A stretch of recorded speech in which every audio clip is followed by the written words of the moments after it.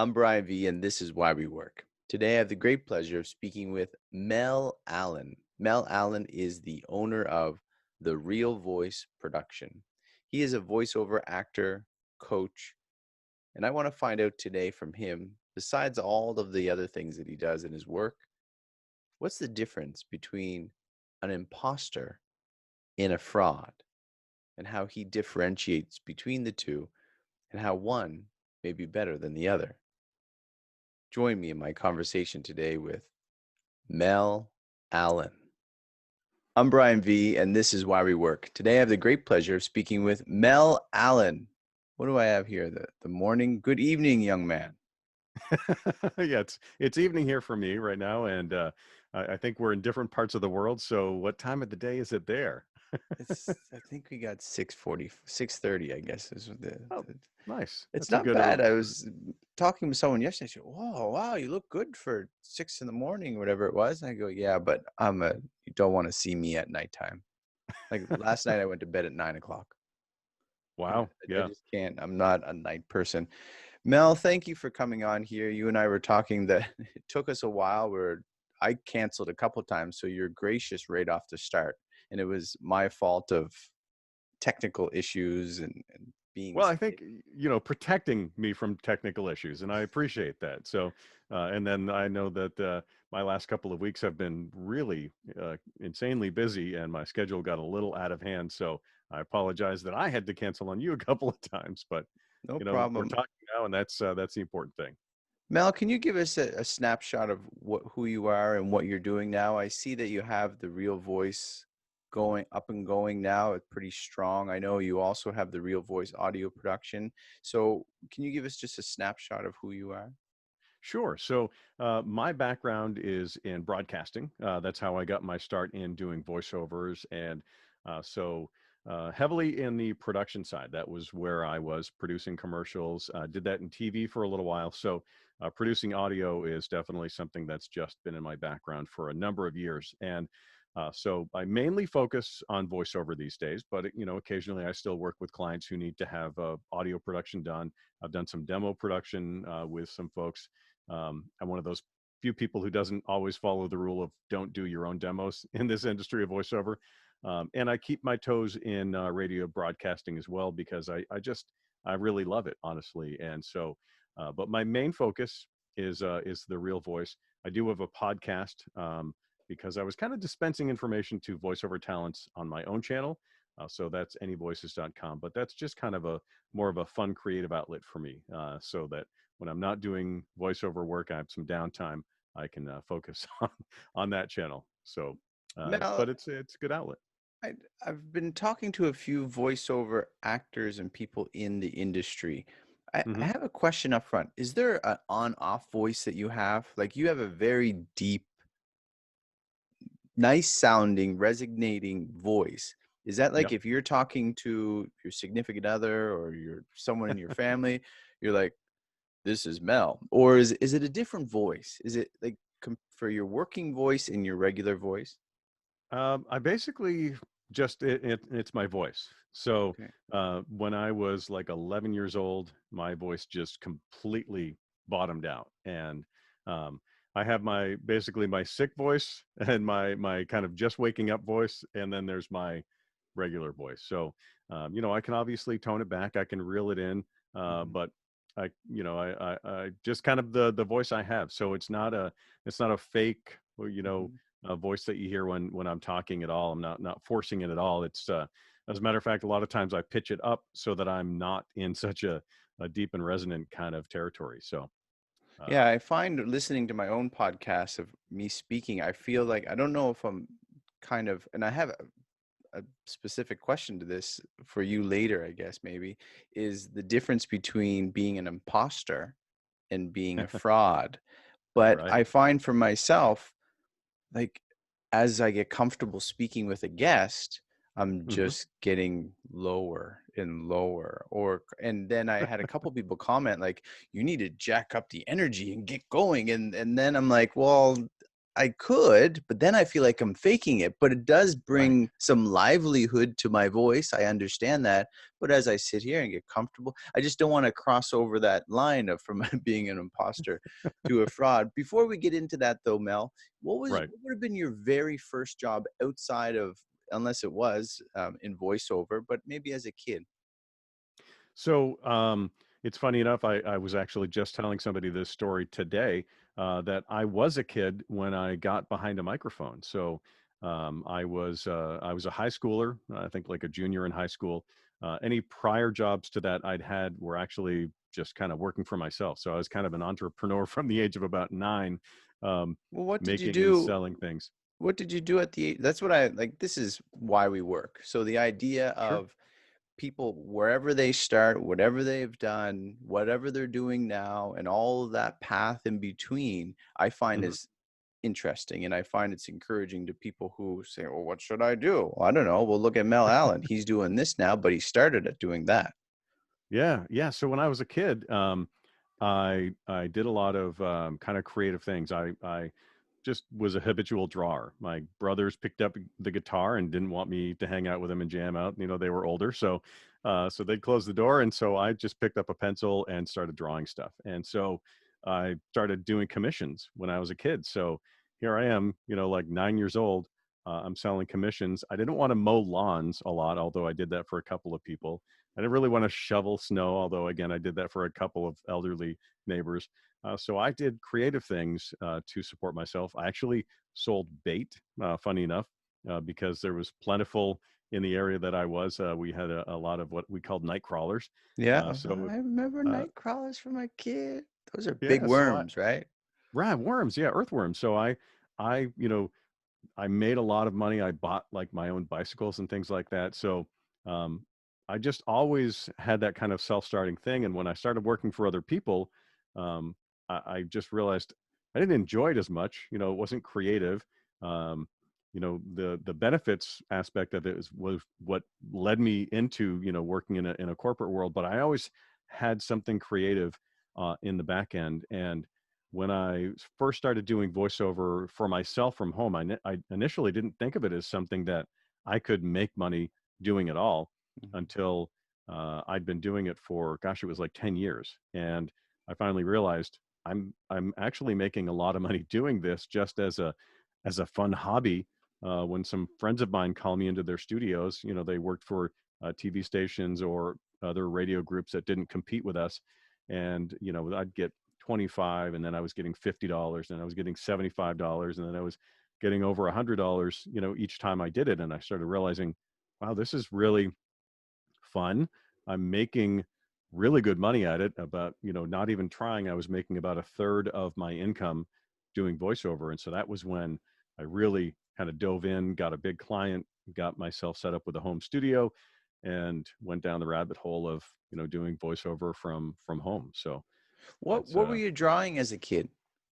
uh Rolling Stones logos, Kiss logos, any of the bands that were really popular at the time. You know, people would pay me like, I don't know, 50 cents a dollar, you know, to do stuff. And it was just fun. It was cool and probably totally copyright infringement, but you Are know, you still do you still draw? oh gosh, yeah, yeah, yeah. My logo, my website, all of these things. You know, I still like all the graphics that are behind me. I put together. So, um, actually, that was my foot in the door for getting into radio. Was actually I was hired as a graphic designer, so I learned how to take Mhm. the drawing onto the computer side. But I still have sketchbooks all around me. You know, so Did you I'll did have an you idea. did you take lessons, or was it just a talent that you had? I just kind of was self-taught for much of the time. I did take, I took 2 years in high school and then 1 year or 2 years in college. I can't remember exactly Yeah. which, but and when I was in high school, I actually started working with one of my art teachers, part-time art teacher, and she worked for some local companies.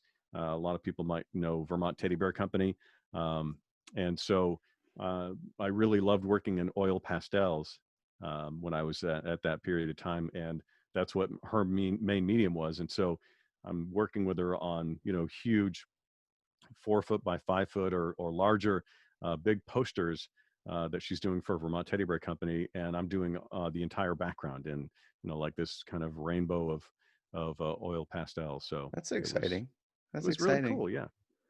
It's funny you mentioned earthworms because it really rang a bell with me. It's something I don't even think I said in a long time, but we also, as kids, used to gather them. And it's funny you made some money off that, and kids wouldn't think that nowadays. I mean, They, no, I shouldn't say that. Like, how do a I lot know of what kids wouldn't. dog? A lot of kids wouldn't think like there's a source of go grab some worms and go by a lake. I don't know, wherever people are fishing nowadays, and just put a Yeah. little sign and make it out of cardboard like earthworms, right? But Yep. just Yep. that is just, I think it's great that you did that, and I think it's great for people to think about of maybe they have kids and just trying to get them to get the ball started so that in 20 years they have a story that, oh, when I was a Yeah. kid, my dad made me go get some earthworms and digging them up. I remember getting a shovel and digging down deep, pulling that up Yeah. to get that big old long. Great fun. Yeah, my dad built me a whole box in the backyard, and I was the one dragging Yeah. him out. It was funny because I wanted to get them for myself. I love to go fishing when I could during the summers, Hmm. and so I had my dad build me this box so that I could take the Store them. earthworms from the Yeah. farm down the road. Whenever they would plow, I would just go out after the plow, and I'd be just picking them up off the ground, throwing them into a big old bucket. So he built me a box in the backyard. I'd throw them in there, and then anytime I'd go fishing, I'd grab some, and it just started from uh, somebody saying like, "Hey, do you have any to spare?" And I was like, "Yeah, I'll sell them to you for a quarter." Yeah. And so, sure enough, a couple weeks later, I'm out on the corner down the road by the park where people are going. They're parking their cars to go to the river and go fishing, and I did a little cardboard sign that said, you know. Um, 25 cents a dozen, and I had little yogurt cups that I was throwing them in and handing them to people, and then people were like, "You need to charge more," Well, and that's I what I was was like, thinking. I was like, 50 cents. maybe you put 50 cents on, you learn supply and demand economics right there on the spot. You didn't Yep. need A a couple years later, class. I was charging $1, and people were still like, "You should charge more. These are Yeah. great." Because they were buying the old stale ones that are in the gas stations that are Yep. half dead, and they're like, All "Yours are dried like up. fresh and they're great, and I'm catching the biggest fish I've ever caught, with your bait." So That's great there you go. There you have it. I was, I bought my own bicycle as like a 10-year-old kid with money that I made, from the and I've got earthworms. friends who are struggling pushing around, a lawnmower around an acre of property, and Good I'm point. getting night crawlers following behind a tractor, for about 15, 20 minutes, and I'd have a week's supply. That's awesome. Yeah. As you're in high school, you're doing voiceover work at this time. What Yeah. were you thinking? You mentioned college. So what were you starting to think for college, and how was that process or that decision made?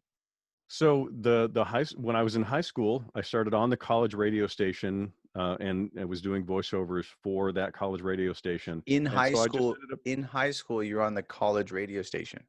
yep, yep. So You're it was, forward thinking. That's pretty good. I, I mean, I how many was just, people would do that? Like, I'm a high school student. I'm going to the college and I'm going to be on their radio station, let alone the yeah. college students who would be too scared to do that.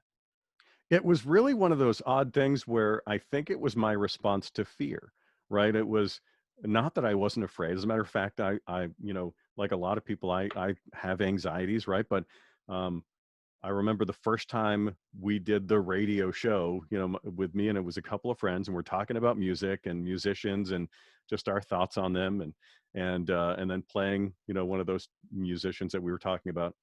Our first shift came up, and the record ended because it was literally records that we were playing at this college radio station. Record ended, and we all just look at each other like, "Who's going to talk?" And I jumped up and I hit the button. I talked and I was like, "Hey, that was so and so. We'll be right back. And here's, this band." And I turned the microphone off and I turned around. I was like, "You guys, what's going on?" And two of the guys got up and just walked out. They were just like, "We can't handle it." We can't do that. So it was me and a buddy, and we just ended up sitting there. And I was so scared, but I kept coming back, and I loved it. I just fell in love with it. And then the manager at the radio station said, "Hey, like, I like what you're doing. Can you record all of these PSAs and our station IDs and all of these things?" And little did I know that was setting me up for work in voiceover. that work that I did at that college radio station got me hired at um, my first professional job in radio. And it's a funny story in how I got it, because I was on spring break and I met two people from a radio station on my spring break trip. And we're sitting there at the table having drinks. What do you do? What do you do? And they're like, we're in radio. And my girlfriend's like, we were in college radio. And I was like, they don't want to hear the story. Shh, honey, honey. And so anyway, a couple of drinks later, and they were like, no, tell us the story. Like, Yep. tell us what you did in college radio. And so they were like, you need to come in for an interview. And Nice. because we were all from the same kind of area, that we all flew out of the same airport. And so yeah, we got back, and 2 weeks later I had a job in radio after a spring break trip. So See, parents, spring break trips are good. they are good. They can be. Mostly not, but usually can. Mostly not. I'm, probably the most drunk and the worst sunburn that I've ever been in my life, but I got a job it interview. led to a job. Do you have a favorite movie, a radio movie? Oh, I mean, if I was to just And I think of asked that. immediately, I asked that because I can picture, you guys sitting around there and the record ends and like maybe scratch it off the side or something. Then, okay. And then it reminds me of so many of the movies that I saw about radio, and it just makes a good clip. So then it just started to make me think about movies. Do you have one? yeah, like Good Morning Vietnam. I mean, was just with Robin Williams, Yeah. was just fantastic. And it was one of those movies where I had to respect the fact that it wasn't like WKRP, the show Good show. where they're just swinging the microphone all over the place. Hmm. Anytime Wolfman Jack was in TV, even though he was in radio, he's always being ridiculous. Uh, and funny enough, the equipment that I started on was actually the same type of equipment that was in that movie, Good Morning Vietnam. Hmm. So it was this, military color, industrial grade kind of stuff that looked like it was left over from, from World War II era. It was old, it was all analog, and it was just very prone to breaking. But at the same time, if you got in that sweet spot, if you learned how to work it, it was fantastic. And there's nothing that sounds like that still today. Even as good as our digital equipment is, it just misses some of that warmth that the analog had. And It's um, funny doing this type of stuff now for me, being relatively new to it, that when I watch movies and I see a microphone, I'm like, what kind of microphone is what kind of that? mic is? Yeah, yeah. That's a Oh, Newman. Oh yeah, something along those yeah, lines. I've definitely fallen into the whole trap of a mic locker. I have a closet behind me that probably has, and I've pared it down. I've probably got about a dozen microphones in there right now, and I have two that are out on loan that are coming back to me soon. So uh, I've got a lot of microphones. So But what was your decision to get into college? What was it that you were decided to take, and how did that come about? so what I wanted to do in college was actually continue with art. So I went to college to be taking art classes. I liked a lot of the professors that were at the college. I What just were kind of you hoping met. to accomplish by taking art?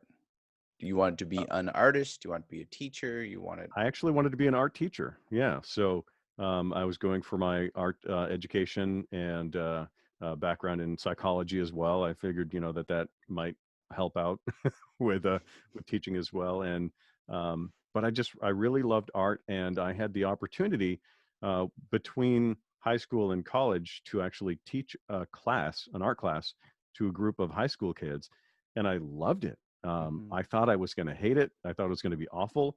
The person who was actually supposed to teach it didn't show up. I was supposed to be her TA, and she ended up being late or not being around for most of the time. Mhm. So I taught just these entire segments of the class all on my own. Was this a And required course, or was it a an it elective, I was guess, part in high of kind school? of a it was part of this bridging thing that I'd signed up for with this group called Upward Bound. I'm not sure if you've ever heard of Upward Bound. No. Um, they they got me basically in as a high schooler, and that was how I ended up at the connecting with people at the college as a high schooler to be on the radio.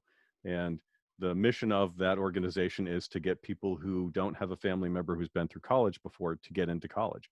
And I didn't actually end up completing college, funny enough, Mhm. Mhm. um, but it was almost because I was like, I've got great job opportunities Yeah. here in a Yeah. field that I've been training for years, or I can go back to college and find something that I might not even love as much as what I'm doing. So, So in this program that you were in and these other mhm. students were in, when you went back to teach, are they receptive? Were you receptive students, or was it just something people chose for you to jump into? So then being an art teacher, were the students really into it? So you said that you enjoyed the experience. So were they were gun ho about drawing, They or is it like, weren't. ah, They weren't, and a lot of them signed up for it, just to be kind of like, "Oh, I'm kinda supposed to take certain amount of classes, during the summer program, mm-hmm, and so I'm gonna take art class because I don't have to do anything." And I just paid attention to what they were doing, and a lot of the kids, like I'd be talking, and they would be scribbling, in their notepad, and I'm like, "Hey, it's an art class." I'm like, "Why don't you come up here and show the rest of the class what you're doing on the board, and let's make a project out of that." when scribbling becomes good. Yeah, yeah, Right. and it was like, it was like, "Hey, like, if you wanna do like this, well, here's how to shade, this kind of a thing, or if you wanna make that stand out, here's a way to make that stand out, and, try drawing it with this, with a Sharpie as opposed to that, pencil that you're using, and, your bold design is gonna jump out." And then I showed them. We did a whole section of the course on making T-shirts, and I was like, "Look, you can add anything that you want on there, except for graphic, sexual, or Mm-hmm. things that are basically like the 7 words, from Mm-hmm. George Carlin. Like, your parents won't be happy if I allow that to happen. So basically, whatever you want to do, if it's a band name, if it's something that you're interested in, and they just ate it up because nobody had said, what do you want me to teach this class to you about? And so it was just very um very eye-opening for them as kids to be like, oh, like art really is about what I wanted it to Yeah. be about. It's not, you know yeah, there's the teaching of how to draw something better, or the pulling the creative experience out of people, because there'd be people in there who came in who they were drawing stick figures to begin with, and they're like, I'm not an artist. And I'm like, yeah, but you're creative. Like, Mm-hmm. I know you're creative because I've seen you, talking to other people and telling stories. I've seen you do it. So like, let's bring that out of you Yeah. in a way which is creative and visual. You don't have to be the best, at drawing figures to be creative and to be artistic. Mel, thinking about that and what you're saying, h- what's your experience with people not believing they have a talent or skill, or they're not creative in this sense, but they just need to get over that hurdle, over that roadblock, because maybe they're putting that there themselves? What's your experience with whether high school students or just your years of experience in the industry? Yeah, well, I think that I find that a lot of the time when I was in radio and I was copywriting, and I would have clients who, they've got a furniture store or they've got an Italian restaurant. And I would ask them, hey, what's a really great story about your restaurant? Like, um, not give them really any framing for it. And they'd be like, "Ah, we don't really have one." And I was like, okay, well, why did you decide that you wanted to do a mainly Italian food as opposed to, French Canadian? Like, we're Hmm. really close to Montreal. Why aren't you making French Canadian meals? And then launch into a story about, how their grandmother or whatever came over from another country. And this was the cooking that they would do and all of the great memories of the holidays. And I'm like, that's it. They're That's like, the what's it? And story. I'm like, that's your story. I was like, and it took me 2 questions to get the story out of Yeah. you. And I was like, so don't tell me you're not creative or you don't have a story. I'm like, Hmm. I recorded that. I'm going to send that to you. You need to write that down. Like, that needs to be on your website, and we're going to put that into your commercial. And and so, it was just great for me to sit down with people, ask a couple of questions, pull these amazing stories out of people who thought that they didn't have one. And it could be anyone. I mean, you could be selling tractors. You could be, fixing mopeds. It doesn't matter. There's always a story. There's something that got you excited about doing that and why you choose to go in and do that every single day, right? That makes that a unique experience for you. And there's the creativity in there somewhere, like the why we work. It's it's almost always there. There's some Mhm. unique process that happens. I'm sure you have great experiences talking to people about all of these topics yourself, and that keeps you kind of coming back for more, being like, what am I going to find out Mhm. from the next person I talk to? What do you think people's reluctancy is in sharing their story? Were they beaten down to the point where they don't think that they're worthy, that they really don't see something in all the forest of their life? Where is it the reluctancy comes from? I think that you hit the nail on the head. That they've been beaten down. Somebody told them one time that they weren't interested in that story, and they think that they don't have one. Mhm. And it's never been, somebody's never given the time, I think, to validate that with them. And once somebody does, they realize, I think, frequently, not always, but frequently they'll realize, like, wow, this, I really do have a good story. I really do have a good reason for, why I'm living my life this way. And there are a lot of people actually who are kind of like me out there. And I think that's one of the amazing things of social media, is it allows people who have those stories to find each other and connect with Mhm. each other and kind of amplify um, those voices. And the opposite of that is that you have people who are not so creative who are amplifying voices too.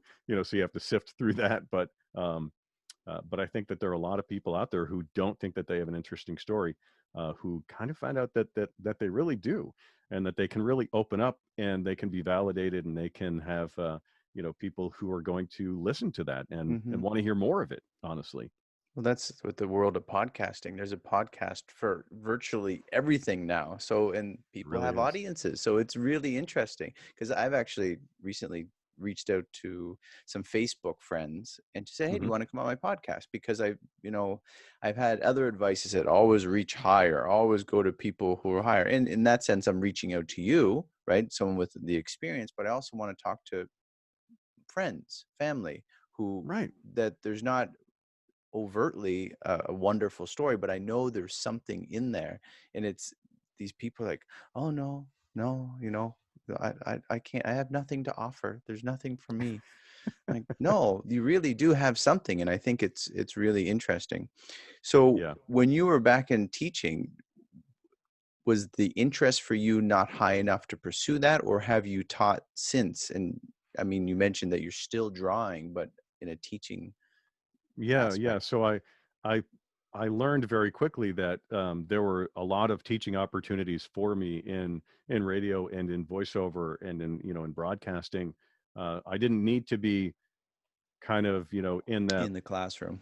in that classroom aspect, even though I've been in classrooms before. As a matter of fact, I actually supported myself through with an IT job for many years, and I taught entire groups of people, how to use software. Everything from Yeah. Excel to Skype for Business and other things, and I'd create the whole training program for it and teach people. So in that aspect, I've done that kind of work as well, but a lot more of my enjoyable teaching is when somebody who is new to broadcasting comes in and they're like, how do I do this? How do I record myself? And I show people, some mic technique and some different ways of editing their audio uh, and some of the techniques that I've developed. And um, so I'm able to teach people on a really regular, ongoing basis with those kind of, the voiceover, the podcasting, the audio, and the broadcasting kind of all wrapped up. So over the years, I've done a lot more of that than I think I ever would have in a classroom kind of atmosphere. So Mel, now what is it you're doing, say full time for employment? Is it the voiceover Mhm. production and distribution? Is this part of your full time gig now, or are you doing another job on the side?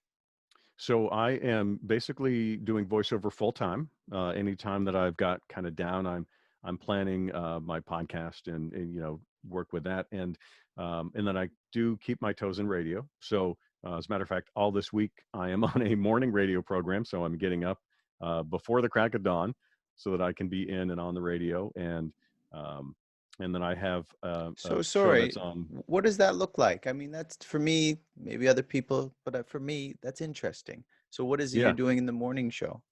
so it's a country radio program called the Morning Roundup, and it's on 98.9 WOKO.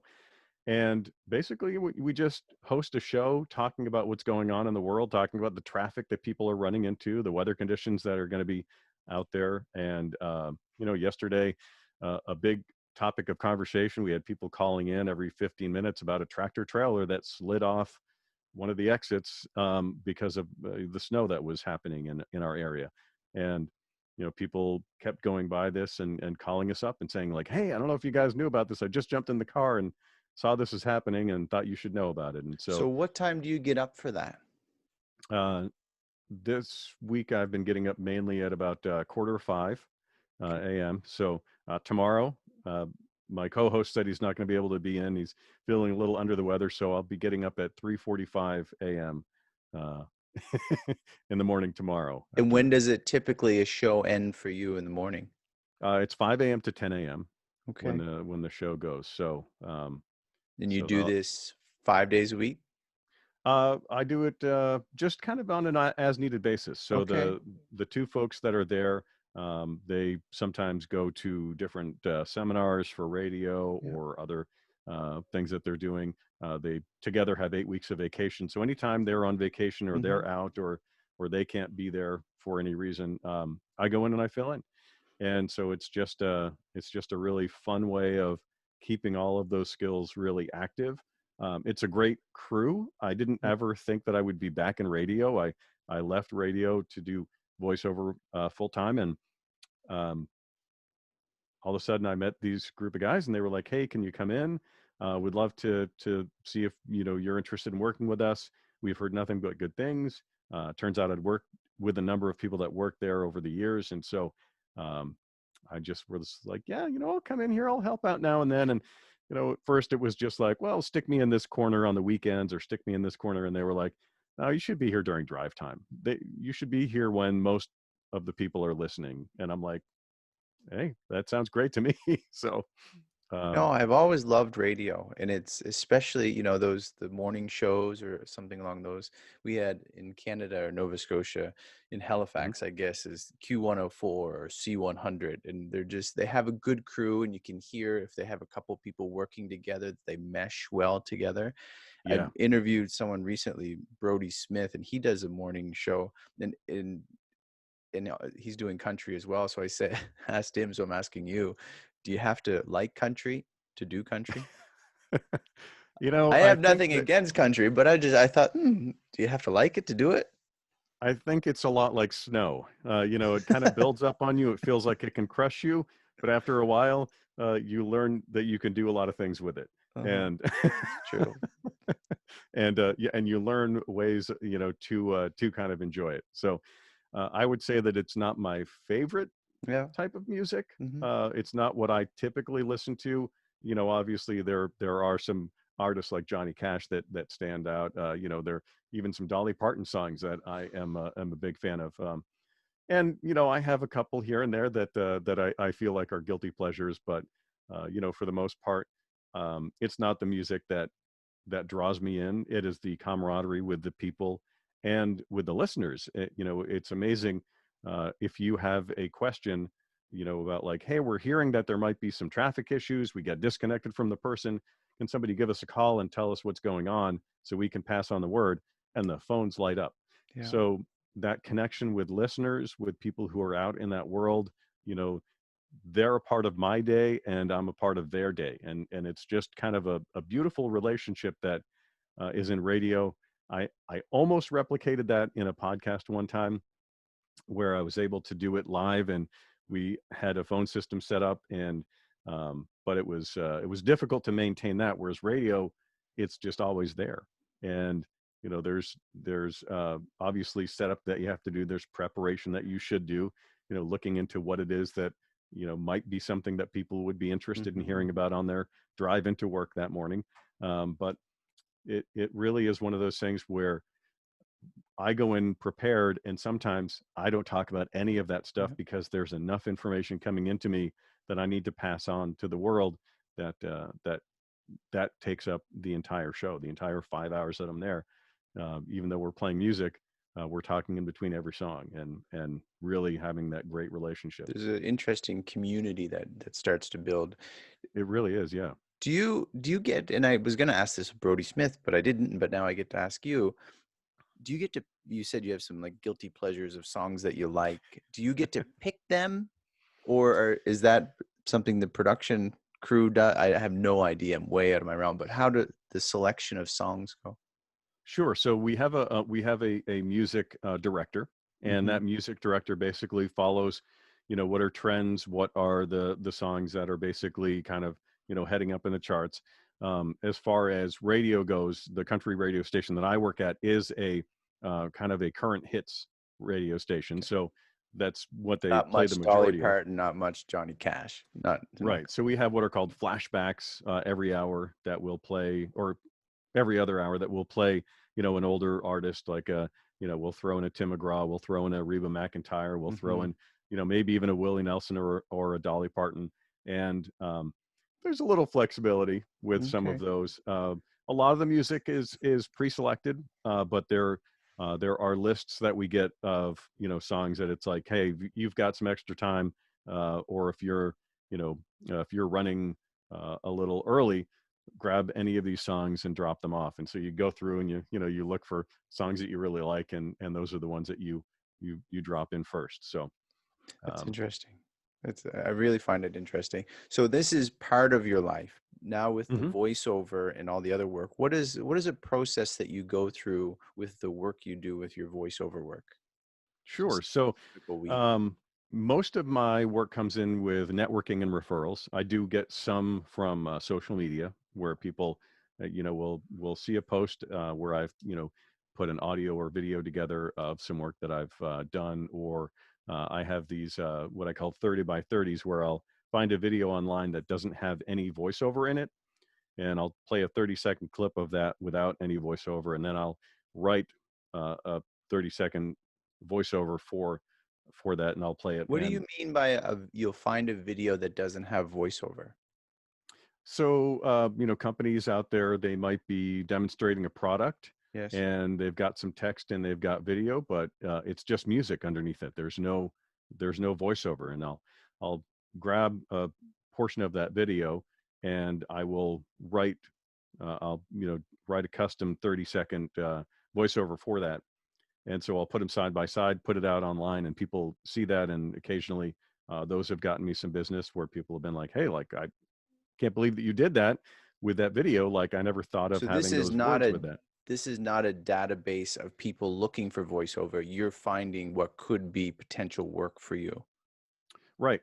Yep. And Very so I good. reach out to those companies. I tag them. I'm like, "Hey, this is coming out. Look for this on social media today." I'll tag them in the social media post, and so those sometimes get me work. And That's like and your then your earthworm sign, yeah, I'm farming. You know. right? Just farming it up. Here we I'm go. I'm putting ready. putting my sign out on social media to be like, "Hey, I'm here. I've got something.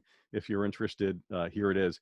And then I get a lot through referrals and networking. So I'm part of some different networking groups, and you wouldn't think that me talking to a chiropractor, or me talking to somebody who's a massage therapist would get me work, but it does get me work through those. It's called BNI. I'm not sure if you're familiar with it, and they started off as Business Networking International, and they've just shortened it to BNI. But they have organizations all across the world, and I've gotten referrals from Italy, from Vietnam, from let's see, the Philippines. So I've done work all over the country, and I mean all over the world, excuse me, and more, seems to come in. I'll find these little pockets where there are these folks who are doing English as a second language classes, or they have a lot of people who speak a different language. Maybe that's English, maybe that's French, whatever, and so they need a voiceover talent who does that, so they can do a version of their training video in the language that they need done. So it's really um, it's really a lot of, uh, like you're saying, kind of building. I have spreadsheets that that I'm always working, and I'm always looking for. One of the types of voiceover I do is called imaging, and Hmm. that is on radio and television stations when you hear a voice, but it's not one of the radio hosts, or it's not one of the TV hosts, and maybe it's just that top of that top of the hour station identification that legally they have to run, that's in a voice, and I could be that voice. And so I have lists of radio and television stations and producers who make those types of things all across the country, and I'll send email blasts out every so often with a new demonstration of type of audio package that I've done. So, For people maybe interested in getting into voiceover, and this is my own curiosity, but maybe other people wonder too, in terms of work, and you're willing to say that you made 25 cents off your earthworms and jacked it up to 100 or a mhm. dollar, 100 cents. Where does the money come in the sense, is it paid by pay per project, project by project, or is there also commissions in this game as well? Like There are a lot of people who royalties and stuff like that? Yeah, there are a lot of people who do stuff, commission based only. A lot of people who are in the voice actor category typically do that.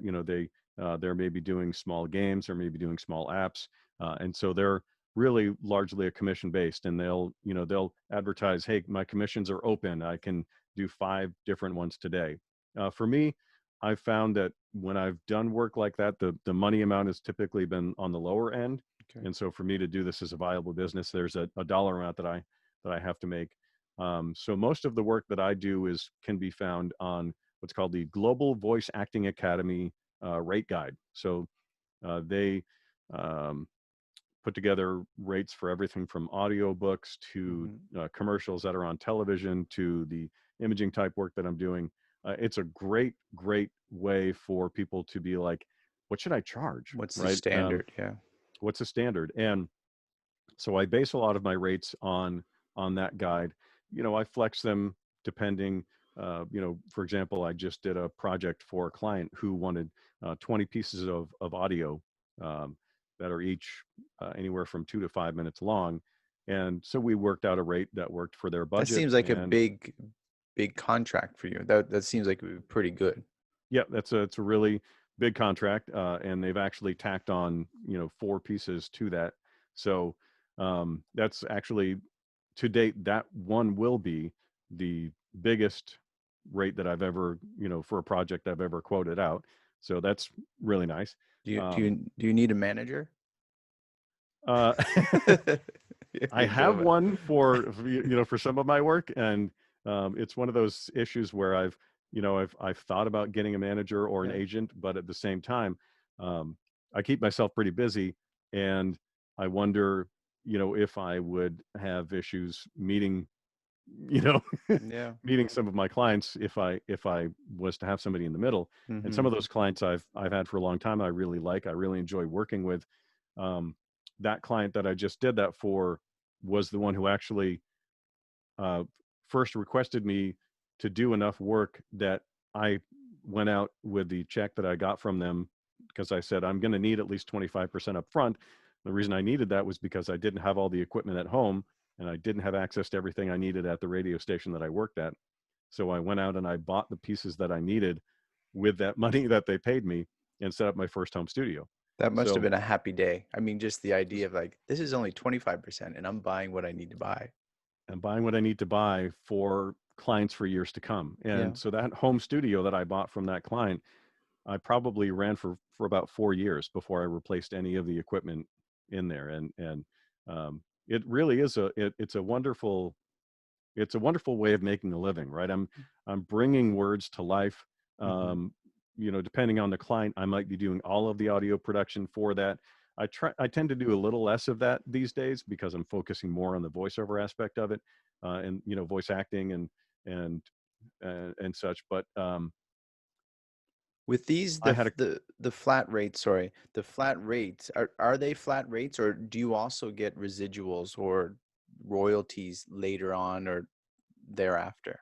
I've done a couple where I've done some royalties and residuals, and typically, for me, I've found that those haven't been really, lucrative. It's more, Is the this project not based common?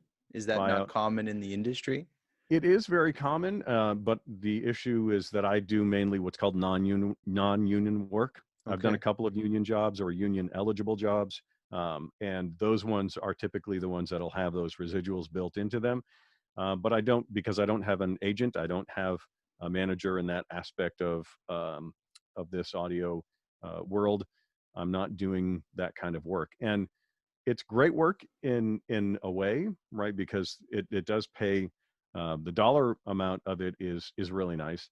Hmm. But one of the things that I personally like is that I've had relationships with some of my clients for 10 years, 15 years, and I talk directly to the client, and I can help them write a project sometimes if they're sending me scripts and I'm like, hey, do you mind if we have a quick chat about this? I'm not sure your message is getting across the way that you want it to. Can we chat and maybe rewrite this? And I've got a great relationship where we're able to do that. So I wouldn't have that if I was doing something just through agents. Mel, switching gears a bit, just well, not really. The idea of something difficult about the work you do. I know that you had a freak accident, Yeah. a throat accident where, rather to save your throat, I'll let people know what happened. You were drinking coffee and you were holding your phone in an awkward position. You moved your neck and you heard a pop. And Yep. then, I mean, that puts you on the injured reserve for several months where you had to go down to a whisper. So I'm sure the idea of protecting your throat is one of you're you're fully doing this. This is not a side gig. And even your side gig is still using your voice. You're not Right. shoveling worms anymore, right? Like you have a radio show that you do in the mornings. So what is difficult about your job? It might be maintaining your voice, but it may not be. Yeah. It's definitely, it made me very aware that I have a much more delicate instrument than I thought. Like, I was definitely taking it for granted, and I was not treating it well. So you don't. And I saw the a Netflix the other day. Speaking of country music, I saw what's his name? Oh, now I forgot his name. Who's the country artist? Oh, Garth Brooks. Garth Brooks, yeah. And I knew very little. The documentary on Netflix is pretty good, I thought. But he gets up on stage and just yells like ah. I Yeah. guess you're not doing that too often. I tend not to do that. No. I used to, and if I was out for a day, it didn't matter. Hmm. Back when I was getting, in the early days of doing this, but now you know, I'm doing work almost every day of the week. I mean, I actually took a couple of days off over the holidays, which is pretty unusual for me. But I'm doing a different level, a different aspect of work these days. I'm working with a lot more, corporations, even though I have personal relationships with the people there.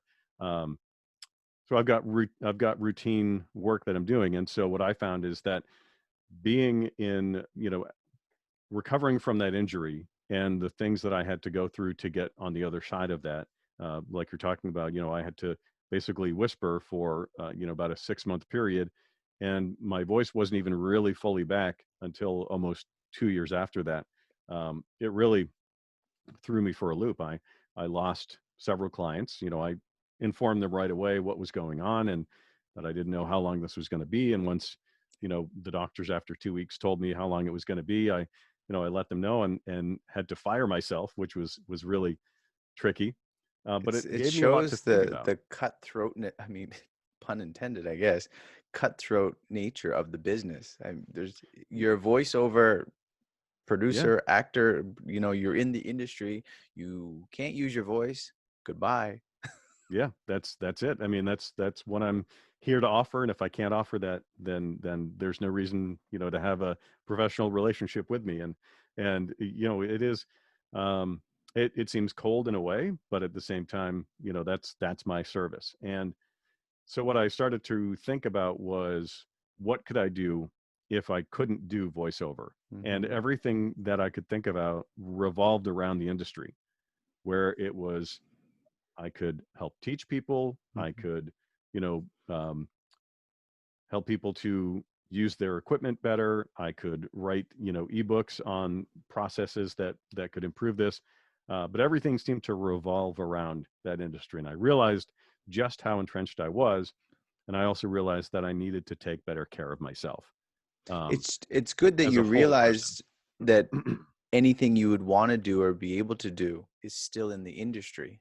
So Right. it didn't, I mean, it probably gave you a sense of security. Like, no, I really enjoy this. This is where my talents lie. This is where I've developed my skills. And even if I couldn't use my voice, which is the main instrument in this industry for me, that but I can still do these other things. So that must have been reassuring as well. You're not like, wow, now I'm done with this, what other things should I go do? So that's pretty Right. good. Yeah, it was really nice to to realize that I still had a lot to give, Yeah. right? Even if it wasn't my voice. And um, so I just started developing routines and started realizing I can't live the way I was. I can't go to concerts and yell at the stage. I can't be on the stage yelling at the crowd, which, I used to go on stage and rile crowds up before things, before concerts. I used to MC comedy events, and kind of the burning the candle at both ends really has defined a lot of my career in radio and why I was able to be successful, because 6 nights a week I would be at bars or similar type places, doing live shows, Hmm. doing emceeing events, getting the crowd all worked up for an artist who was coming up, etc. And really punishing myself, uh, physically, and my voice as well with that. And I realized I just need to stop doing that. And and that was when I kind of stepped away from radio, and I stepped away from some other things to focus Hmm. more on voiceover. Started this routine of keeping myself hydrated, not pushing my voice to the point where it would become hoarse or I lost it. To what extent do you keep it, just for listeners and myself who tends to drink less water than I should? How much water do you drink a day? Let's see. So Or do you have, yeah, I've got this, which holds 650 milliliters, and I'll go through about 4 of those in a day. nice. Probably, um, probably a little bit more. And so, So you're I looking at use like a gallon and a little it. bit. It's quite a bit, but I tend to take sips. Yeah. I don't down a lot of water. I do drink at least a cup, or 2 cups of water when I go to bed and when I get up. I use saline sprays You at drink a least cup once of a day. water before you go to bed? Yeah, yeah. Isn't that problematic? No. No, I- I'm like so scared before going to bed. I take like a wet my whistle sort of sip, and I'm like, that's it. I don't want to be bothered at nighttime. Yeah. But a No. cup of water? Man, Yeah. maybe I should try that. Maybe that's my problem. When that alarm goes off, I'm ready to get up. I'll just tell Okay. you that much. Yeah, So I guess sometimes so. I And now don't you're need the getting up alarm. at 3 and 4 and 5. Yeah, So, sometimes I don't need the alarm. yeah. I'll get up and I'll look at my watch, or I'll look at my phone and realize, oh, my alarm's about to go off. Let me just turn that off and get ready to start my day. So, and that's one of the things that I do is that, because I'm kind of aware, I try to have that awareness of my body and the limits that I'm pushing myself Hmm. to in a lot of ways. And it made me kind of appreciate my health a lot more. Um, I went to a personal trainer for a while, Hmm. to, kind of Like start. a vocal coach, No, like a full, workout, um, exercise trainer. Yeah. exercise. Yeah, personal trainer, doing circuit training, and that was part of how I kind of turned my health around, um, as a whole.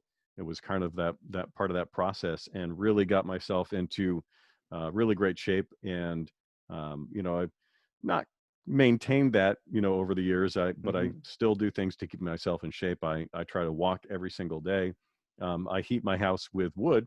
We're here in the Northeast, and I'm lugging in wood all the time during the summer.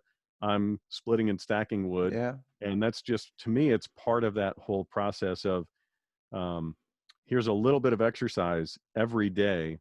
It keeps Hmm. me using my lungs, and using that, um, that cardiovascular system ready at any time for whatever it needs, and that comes in handy in the studio. So being able to be in shape and be in good health and have good stamina helps me in all areas of my life. There's not an area where it doesn't. So, what would you define keeping yourself fit or your voice protected? Is that the most difficult in your industry, or what would you define? I think a lot of people in this industry that I find personally, they don't prioritize that physical fitness, Okay, especially people that I know in broadcasting. I a see a lot of lot of people sitting, right? in broadcasting. Yeah, they're sitting all day. Uh, Basically, the only time I'm sitting is when I'm doing something like this, and I actually have a sit stand desk, so my Yes. desk can be in stand up mode. And if it's a shorter one, I'll put it in the stand up mode. And whenever I'm at the radio station, I try to stand as much as I can. Mm-hmm. And sometimes that means for 4 or 5 hours, I'm standing almost the entire time. And there are a lot of people who don't want to do that. They're not interested in doing that. And but it also goes beyond that. I try to eat healthy. I try to eat a balanced diet as well. But um, I don't um, I don't do like diets or things as the saying goes. Like I try to listen to what it is that my body wants. And sometimes I'll be like, I need to have salads for a couple of days, or I need to do a lot of roasted vegetables for My kind body of. says potato chips. My body says McDonald's. Like, Yeah, okay, yeah. let's go. We're in That's agreement. It's a like my 7-year-old's a lot like that too. She potato chips and McDonald's is what Yeah. she would survive on if she could. But Yeah. yeah, um I try to eat a little bit of everything, and the only foods that I don't eat are basically ones that don't fit or ones that I am sensitive or allergic to. So Yeah. What is the satisfaction you get out of the work that you do?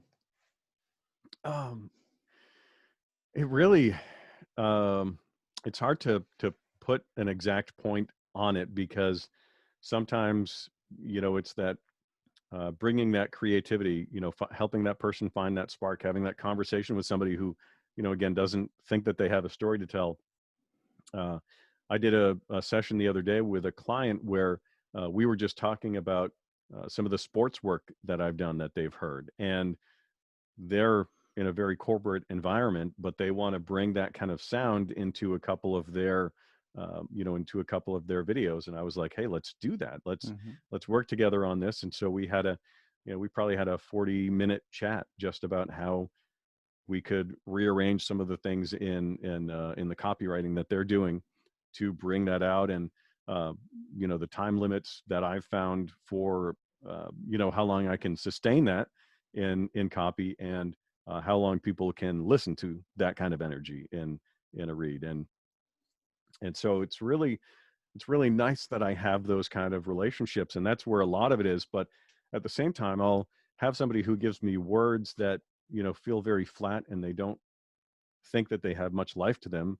And I'll be like, I disagree. Like, there's a Hmm. lot of life in these words. I think that I can bring that out and make this really something that that doesn't sound so sterile. And that satisfaction that I hear from them, from the client, when I do that for them and I deliver that, is always just super super satisfying. So Mel, there's a lot of levels. is there a highlight of your career so far that you're just like you have people over your house like, okay, listen to me, I was on this commercial or I did this sort of thing, or is there something that you're trying to reach and sort of a goal, something you'd say, oh, this is what I'd really like to do? Huh. Um, I think in some ways, we always have, want more, like Mhm. bigger, bigger, bigger. But I think the first time that I hit that was when I worked with a beer company, and they were doing a release, and I had done some stuff for them at this small radio station, um, and we really weren't on the map, in many ways, and um, we happened to at radio stations, a lot of the times what happens is that if you buy over a certain amount of of advertising, you get what's called free production or included production at no extra charge. And so I did something for them, and they loved it, and they said, we want you to do this release for us that's going to be all up and down the East Coast. And it was their first time going, in this kind of Mm-hmm. distribution, and it was my first time going in that kind of distribution, and it was really just fantastic to work with them. And they allowed me a lot of license for it, and it was Otter Creek Brewing. They're a Vermont-based company, and the release was White Sail Ale. And it's still just this commercial that I'm like, I kind of felt like that was when I made it, so to speak, That when sounds I good did though. that White commercial. Sail Ale. It kind of rolls off your tongue in a It's not way. about a Pilsner, a lager, or an ale. It's about a beer that tastes good and makes you feel good. And that's how the commercial starts. And it just gets better from there. And probably this microphone isn't doing it justice that I'm using. Um, and it really was just such a great Mhm.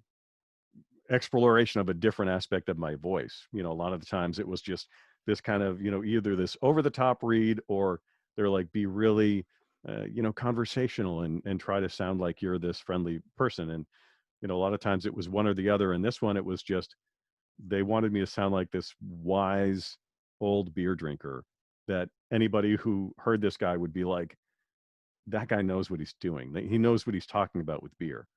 And they sent me a case of the beer. Well, that's what I was thinking. Are you do you have one beside you and you take a swig and then you're like white pale ale? Yeah. We had So one in Canada. It was Alexander Keats. Those who like it a lot. yeah, yeah. I've heard those. Yeah, I remember. Well, yeah, they gave me the beer. They're like, taste it, kind of see what it sparks with the whatever it invokes.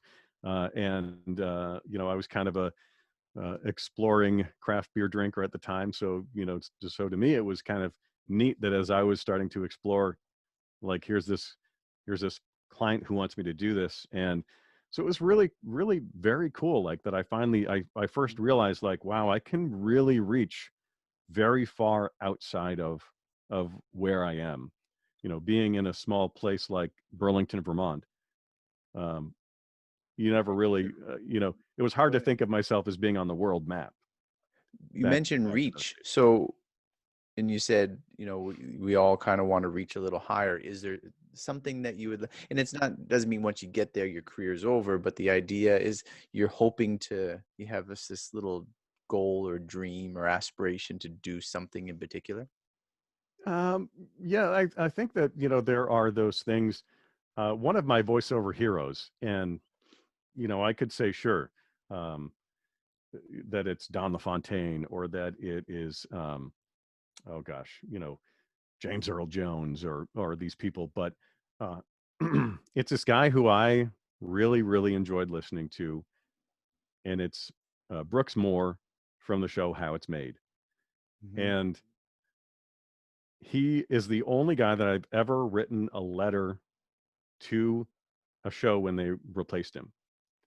And I wrote to Discovery Channel when they took him off and they replaced him with a younger voice, and I just said, he was the show. Do you He know the was. story as to why? Was it just a younger voice or was he It was looking to just, yeah, retire? like they were like, oh, we think that our audience wants a different sound, a younger sound. And he didn't have kind of like that big booming, he didn't sound like an older guy. He just sounded kind of like just a guy. But he sounded like a guy who knew a little about a lot. Hmm. And so it was, I found like a perfect kind of voice. And one of the things that the show had a lot of were puns. And so my kind of personal goal has always been to have some sort of connection with people like that. Um, and and that's really ultimately my goal, and it doesn't, um, it's not like a specific, like, I want to be the voice of, CBS Sports, Hmm. NFL. That's where, like, that'd be great. That Hmm. would be fantastic. If I got a phone call, I would not turn that down. Um, but if I was the next voice of a show like How It's Made, and I was just doing that kind of work on a regular basis, I would be like, that's it. That's all I needed to do. And you know, in some ways, I've hit a lot of those goals. I did a spot that was on ESPN, for a big event that happened in 2019, Hmm. and that felt really amazing, really cool to be on ESPN all across the nation, or anybody who is watching that Hoop Hall Around the Classic in world. Yeah. 2019. Um, that was really again, and like another, like, wow, like that's a check to one of the boxes that I didn't even really actively think about, but it was very cool to have done that. And I asked this to the idea of goals and aspirations and listeners who, should have a goal so you know what Hmm. you're looking for. And I like the fact that when you had difficulty with your voice, you still wanted to stay in your industry. And I think that's important for people when they come across difficulty and, they're faced with this possibility of changing your career. Is this the thing I want to do? Is this the thing that I'm cut out for? Is this the thing that I have a passion for? Yeah. Speaking of changing careers, do you have some advice or a tip for people thinking of, selling worms, or what was the first, you were drawing some pictures at the beginning, people getting into work and Hmm. also changing careers? Do you have any sort of tip or advice for people? I would just say look for something that you have or that you can offer that somebody else can't. And it doesn't have to be some groundbreaking, ground shaking thing. It really can Unless it's just be, worms. That's yeah, breaking right. worms. They That's are breaking groundbreaking ground. and ground shaking. But Shaking for it them, really, yes. it just has to be something that you can deliver um, quality, reliably, and well. And whatever that is, you know, my 12-year-old daughter wants to make slime and sell it. And so we've been working on that plan and that project, and she's still into it. So I'm You're like, a you know what? much more patient man than me. We have slime and we put it high on a shelf and say, "We have it, don't touch it." Yeah. Yeah. So we actually buy her, like kits so that she can make different types of slime. And so, Yeah. and she's still into it. So I'm like, you know what? I want to support you. Let's get all the pieces in place. And, she wants it to be a little bit of a faster process, but I'm like, well, right now, with the way the world is right now, you can't just set a little shop up at the end of the driveway and sell it. We're going to have to make it in a way that's safe and sustainable, um, and think about how much you need to make, like if we're going to do it that way too. So Mhm. it's a little bit of a different process than when I was a kid, to just make, kind of be like the kids who were making lemonade. But that's why I didn't make lemonade. I was like, what is it that I want to do? And I wanted to go fishing when I was a Mhm. kid. I loved going fishing. I loved the fact that I could just sit there and, you know, uh, catch my dinner, and I could listen to the birds, and I could, paddle around in a boat while I was doing it. It was kind of combining all of these things that I love to do. And by doing a little bit of work in advance of it, I enjoyed that process a lot more, because it's like, wow, the boat that I'm in, this inflatable boat that I'm paddling around in was bought by selling, you know, these earthworms. And the fishing pole that I've got in my hand was bought by selling these earthworms. So I really appreciated all that it brought me, and it gave me an aspect and an appreciation for things in general, that I was doing the work to get those things, and so I enjoyed all of it. And I think that part of me still wonders, should I have kept doing that? I was making Mhm. a lot, but I also really loved it. Enjoy the But process, yeah. then I love what I'm doing now, and when I was voiceless and I kept thinking about what is the one thing that I want to do for the rest of my life, and the fact that everything revolved around, what I am doing, it made me realize that with or without a voice, this is where I'm supposed to be. In your And industry, Mel, what do you find is a very important character trait for people to have? boy, I think that it's a lot of patience. Mhm. And um, I've had a couple of clients where, for example, I've had some billing issues with, Mhm. when you're working with a multinational corporation, and Mhm. um, you've sent an invoice and you're not getting paid. If call up and you're blasting somebody out because that check is 2 days late, they're not going to want to deal with you again, You might get right? your money, but it might be the last check Might that be the you last get. last check that you get, right? Now, it doesn't mean that if somebody's trying to take advantage of you, you don't Mhm, fire that mhm. client. But being patient has always helped me. Being patient and being kind. Um, those kind of two things together have always helped me with every client that I've ever had. I've gone into uh, a studio for something that was supposed to take 20 minutes, and an hour and a half later, you know, I'm finally leaving, but it was worth it. Mhm. Ultimately, it was worth it. That was well spent time, and realizing that as long as you're spending that time and thinking about that long arc of where your time and your attention and your career is heading, that it's not necessarily what how is this going to pay me off tomorrow. It's how is this going to pay me off 2 months from now? How is this going to pay me off 2 years from now? And thinking about those things patiently, and whether or not you're willing to invest that patience in what it is you're doing, well, then you might not be in the right thing. If it feels like you need an immediate payoff, do you really love what you're doing that much? Yeah, and here in Korea, I've learned the saying of hurry up and wait, because everyone's in a Yeah. hurry, and then you get to wherever it is, and then you wait. Like, Hmm. I don't think the hurry up part is necessary, but sometimes it is, right? Like you hurry, Some, you got to get there, you got to do this, but then you got to wait. yeah, yeah. And I would say that has been any time that I've gone to somebody else's studio to record something. It's absolutely been the hurry up and wait. I get there early. I'm ready to go. I'm hydrated. I've eaten so that, I'm not going to have any need to step out of that studio once I step in there.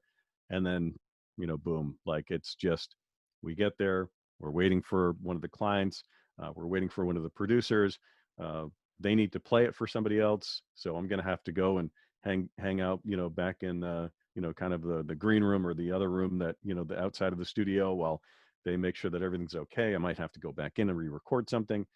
And that's just a normal process. And that's something that I've just gotten accustomed to when I do something at Hmm. somebody else's studio, or I'm doing a remote session where somebody's connected to me, that I make sure that I've got plenty of time on both sides of that so that everything is set to go where it needs to go. Mel, Because there is going to be a lot of hurry up and wait.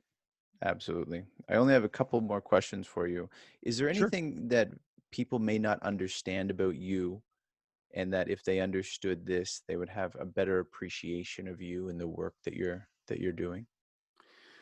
Um, Yeah, I think it's one of the things that I have in my about story was that I was actually a shy kid. I never, ever would have guessed that I would be behind a microphone and talking to people on any kind of a regular basis. It's one of those things that would have and did uh, frighten me immensely. I had anxiety about it. I still, um, I still, before I get on a microphone on a radio station or, even on a Zoom call, I have a little bit of anxiety about it. And that's one of those things that, people have literally said to me, well, why do you do it? And the answer is that it's worth it. And I've never regretted working my way through that anxiety or through that fear to get to the other side of it. And it turns, for me, it turns into energy. That anxiety, that fear in advance turns into energy. And so being a kid who also the reason why is that I stuttered, I stammered, I had a Hmm. lisp, and then my voice dropped. So to add to a stutter, a stammer, a lisp, I'm a tiny kid with this big booming voice that I didn't even really wasn't fully able to use, and I had to learn how to use it. And once I learned how, and I got behind a microphone, I just liked the feeling that I got from it, and I didn't want to Hmm. stop. So that's, I think, one of the reasons why I have a passion and a drive for this, because it was such the opposite of what I wanted to do in some ways. But I get such an appreciation out of doing it. And I love the fact that I'm able to, that people keep putting a microphone in front of me and asking me, to share my thoughts, whether that's on a radio station, whether it's on, a podcast, or if it's even in a coaching session with somebody where, they're looking for my feedback and my experience and my input on what it is that they're doing. I can't And get the I image appreciate it. out of my head that whatever age, but grade 2 or 3, someone sat a big tuba on your lap, and you're like, "What do I do with this?" What do It's I a do with big this? Yeah. bellowing noise, but then you learn to play it, and now you're blowing it out there very well. Is Yeah. is there? And I asked this next question about adversity, and it may be because you went to speech therapy. You, as you said, you stuttered and you had anxiety. Is there some other adversity that you had faced in your life? And I asked that for you to be able to give advice to other people who are facing adversity. And some people are down and out and don't want to get working, they can't find work, they're not sure what their talent and interests are. Is there Hmm. some adversity that you have faced that kind of helped you through that, or that you're going through now, where you can relate to other people? Gosh, yeah. I mean, I was just so stubborn that I, I think that helped me through a lot of the adversity that I went through. That, um, I didn't believe the bullies, the Mhm. people who would push me down Yeah. and say that either I didn't have a voice or it wasn't important what I was saying, or that my thoughts didn't matter. I didn't believe them, and so I just those thoughts would creep in. My own voice inside my head would be my own worst critic at times, Mhm. and I taught that critic how to think differently, and it's something that I've heard more of recently is talking internally, having that internal conversation with yourself in the third person, saying like, Mel, you love doing this. You need to get up. You need to get out of bed. You're tired. It's early. You got to get behind a microphone and you have no idea what you're going to say this morning. But you know that you're going to love it and it's going to be worth it, and so you need to get up. Mel, get out of bed. And that's the voice I hear inside my head now. Whereas it would be like, you're not worth it. Nobody wants to hear what you have to say. That same voice of those bullies. And somehow I pushed through that. But the easier way now is when I, retraining that voice inside my head to speak to me, not as me, but to speak to me as if it's a different person. And it's now a cheerleader for me. And when it's criticizing me, it's doing so in a constructive way to help me be better. And so I think if you can think of that voice inside your head as not being your worst critic, but being your best critic, and retraining that it's going to go far. It's really going to teach you well. Like asking yourself, do I have everything ready for going into this day? Do I have everything ready for doing my job today? Um, and thinking in those ways rather than you're not good enough to do your job today is a way that's going to just pay back immensely. I think you even have the look. It's almost like being Keanu Reeves in The Matrix. Get up, Neo. Get up. Get up. Yeah, yeah. Until we beat the system. And most of the times it's so true. We think we can't do it, and then we're doing it, and then we're like, that wasn't so bad. It wasn't so bad. Yeah. It never has been. It's never been as bad as I imagined that it would be, even when it was bad. Yeah. And, uh, my stuttering and stammering one time really came out bad. And all I did is I was holding the microphone, just a microphone just like this one. Mm-hmm. And I'm talking and I just held it away from my voice. The Mm-hmm. stuttering ended and I brought it back in. And that's how I made it through almost an hour of my body just being like, nope, we're stuttering today. And it was the last time it happened like that. Yeah. And but it was not as bad as I thought it was. And I made it through it. I I mean, it's found really a good way. on you. It's really good on you to have, you know, a difficulty like that, a challenge like that. and to stay in radio, to stay in voice work. Like Yeah. this is the Yeah. bread and butter. And like this is not like, "Oh, yes, I grew up my whole life and I just had a wonderful voice and everything that I knew Oh, that I said it was going to be like roses and honey dripping from." No, it wasn't. I had to no, work on no. it. I think literally one of my guidance counselors was like, "You shouldn't do this. You've been in speech therapy. You've done like, you shouldn't do this." And I'm like, "But I want to. I really love doing it." Yeah. And he's like, "Yeah, I just don't think it's a good idea." And I didn't believe him. And I Well, and I and that has served me well. My there's disbelief there's a of guy that I know, critics. Frankie McDonald, and he's introduced me to someone, uh, Jack Cool, and he has autism. I'm going to interview him.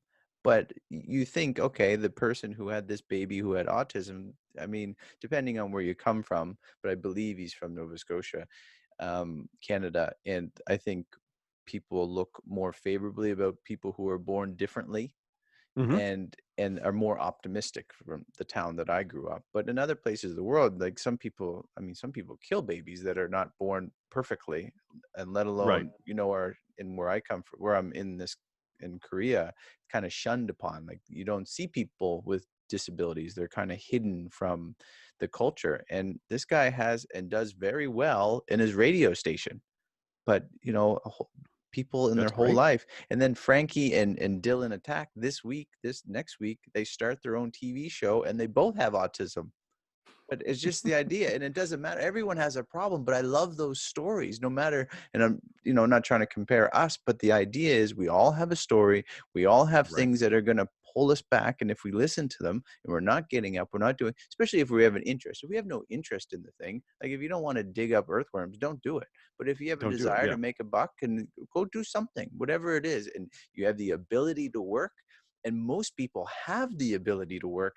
They just use sometimes excuses. Sometimes they just Hmm. need some time to get over some things, but go do something. And if Yeah. it's something you have an interest in, get at it. Don't let these little bumps or whatever, or warts or moles or whatever they are, hinder us from doing it. You got a big wart on your nose, go be a model. Who cares? Yeah. Yeah. You will be unique. People will remember you. And it's just amazing that, you've got, yeah, people who have, beauty marks where that used to be considered a flaw. Well, Mhm. now that's your signature. Was it Sid? And I said that as like, Cindy isn't that Crawford, Cindy yeah. Crawford, right? I didn't really mean to, but that's what, probably as a kid, she was probably walking around going like this. Yeah. I'm sure that, somebody somewhere made fun of her at least a couple of times because of that. And You got some food on your get a face little there. little something. Yeah. Yes. But yeah, I mean, if you're passionate about something, don't let anybody stop you. Don't let anybody, especially you, talk you out of doing it. And it's usually you or It I usually that is. Yeah. that does that. It's Because the the I. It's reality, the it's most the voice people, inside your head. unless they're people that just have nothing better to do, people don't care. Someone might say something, but people don't care what other people do. Like, I'm a little bit shocked about how generally speaking, the world operates. And well, this is a milestone. People don't care. Okay, you got a job. No. Good. Go do your job. I got to go do mine. I got to take care of my family. I have my own issues. I got to take care of myself. I'm getting fat. I got to stop eating Right. chips. Like most people, just stay in your own lane is probably best. Yeah, and I find that sometimes people will say something cold and cruel, not intending to, but it's because they're so distracted by whatever is going on in their head Hmm. that they don't have the time to treat you with kindness. And we sometimes hold on to that as if it's, the most important thing that's ever been said to us. And it's really a throwaway statement. And so we should do exactly that with it. We should just throw it away. It came from somebody who didn't have the time, they didn't have the energy for us. So we shouldn't have the time or energy for those thoughts that are going to try to push us back and push us down. Isn't that an acting like a throwaway line? Just, just, Yeah, just just, throw it away. just throw it away. Mel Allen, this has been a pleasure. How can people get in contact with you? Basically, therealvoice.com or at TheRealVoiceMel on most social media. I've tried to make it all work out like that. So those are the best ways to reach me. Mel, how are you with your podcast? And at the end, I've been given this advice, and I'm so scared to do it. By also me saying, and it's funny, I'm saying it during the show, but and also for mine. subscribe, share, add a comment, and hit the notification bell. Are you comfortable with saying that? Like, you're the first person I've said it with in 83 episodes, but someone told me Wow. I better start doing it. Do you do that? I don't currently, and I've been trying to find a way to kind of put that in there. It's How do I really do it? interesting because I've been hired by many people to do that for them and for their podcast. Do an intro or do an outro because Yeah. they don't want to be the one who's saying that. Um, but I definitely have done it in previous ones. Like, share, subscribe, comment below, and give us some feedback. Give us So some feedback. there So you go. yes, on Mel's podcast, on mine, give us some feedback, get the subscribe, comment, like, and hit that notification button because apparently it That's right. means something. I And don't know. share it with your grandma and And everybody else you share. know. Yes, all gather around. Oh, don't gather around. You're not allowed to gather nowadays. Not right now, yeah, but soon. One final question, Mel. Sure. Why do you work? Why do I work? Uh, because I love what I do. I really, really love what I do, and it really is one of those true statements where it's not that I it's not that I don't do work. It's just that I get so much out of it that at the end of the day or at the end of the week, um, while I know that I've done work, it doesn't feel like it's been work. And um, I think I can describe it this way: when I was doing the circuit training that I was talking about, working with the physical trainer, um, I said to him, the interesting thing is the more that I do this, I find that the weights don't get any lighter. It just becomes less hard to pick them up. Mm-hmm. And that's kind of doing what you love has Yeah. that same kind of thing. It's, the work is there. It's still Mm-hmm. work, but it Mm-hmm. just becomes a lot less hard to do it. Mm-hmm. So find something you love and go do it. That's a good analogy. I go hiking up here. We have mountains all over the place.